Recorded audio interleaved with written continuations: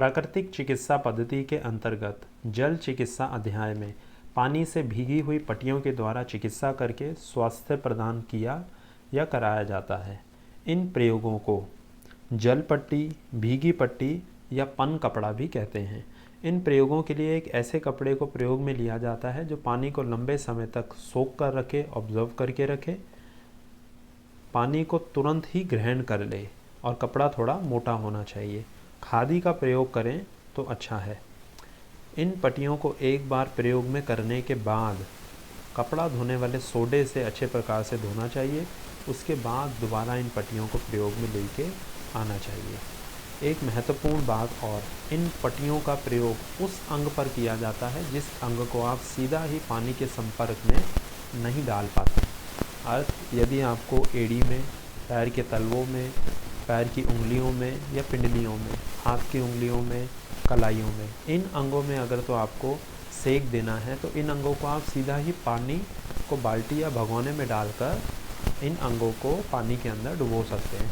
परंतु यदि आपको कोहनी में, कंधे में, कमर में, पीठ में, जंघा पे इन अंगों में सेक देना है तब आपको पट्टियों के प्रयोग की आवश्यकता पड़ती है। तो इन पट्टियों का प्रयोग दो प्रकार से किया जाता है, एक ठंडे जल से और एक गर्म जल से। पहले चर्चा करते हैं गर्म जल पट्टी के संबंध में। दर्द, सूजन, जलन, गुमचोट, आँख से जलने पर, फोड़ा फुंसी जैसी समस्या होने पर आवश्यकता के अनुसार कपड़ा लेना चाहिए। अर्थ, जितने स्थान पर आपको सेक देना है उससे थोड़ा सा बड़ा कपड़ा लेना चाहिए और आपके पास पट्टियाँ कई सारी होनी चाहिए, एक ही साइज़ की। काट कर पहले पट्टियों को बनाकर रख दें। अब एक पट्टी को लेकर उससे अधिक ठंडे पानी के अंदर भिगोएं। भिगोने के बाद पट्टी को उस अंग पर या उस स्थान पर रख दें जहाँ पर आपको सेक देना है। पानी कितना ठंडा होना चाहिए और कितने समय तक रखना है यह निर्भर करता है आपकी समस्या के ऊपर, परंतु सामान्य रूप से 10 मिनट एक बार में सेक पर्याप्त है।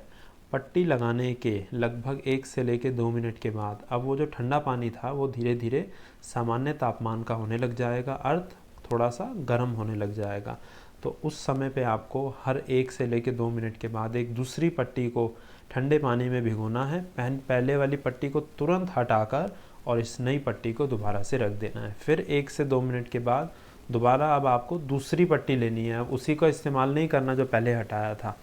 फिर एक नई पट्टी लेनी है और उस अंग पे रख देनी है।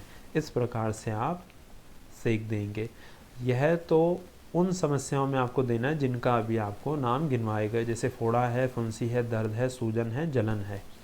परंतु यदि तो ज़ख्म हो गया और खून बह रहा है खुले घाव पर, उसमें आपको एक पट्टी को पहले नारियल के तेल में भिगो देना है और अपने ज़ख्म पर या फिर जहाँ पे खून बह रहा है उसके ऊपर रख देना है।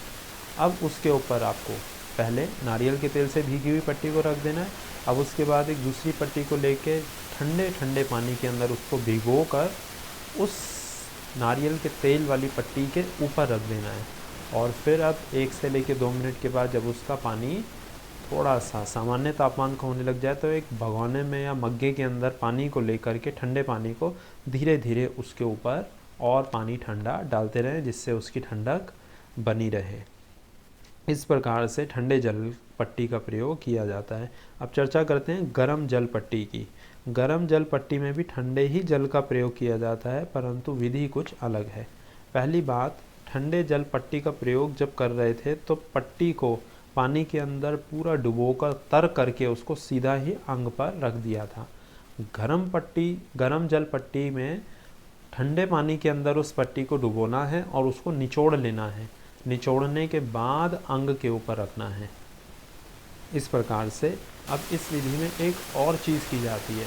जब पट्टी को निचोड़ कर आपने अंग के ऊपर रख दिया तो अब इस पट्टी के ऊपर एक आपको ऊनी या गर्म कपड़ा रखना होता है। यह प्रयोग विशेष रूप से बुखार में किया जाता है।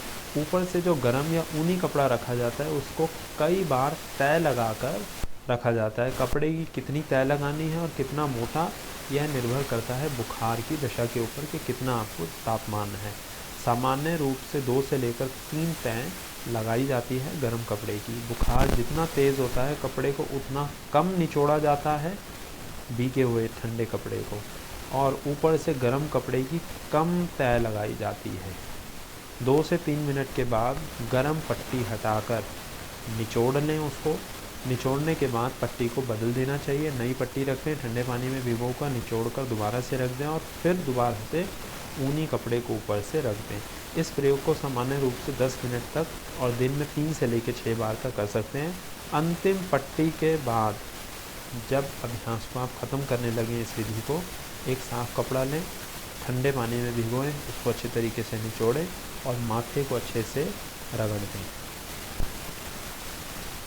इस प्रकार इन गर्म जल पट्टी का प्रयोग किया जाता है। यहाँ तक हमने चर्चा की जल के बाहरी प्रयोगों के संबंध में। इससे पहले स्नान की चर्चा की थी और इसमें भीगी हुई पट्टियों की। तो यह है गर्म जल के और ठंडे जल के बाहरी प्रयोग थे। अब अगली वीडियो में हम चर्चा करेंगे जल के आंतरिक प्रयोगों की।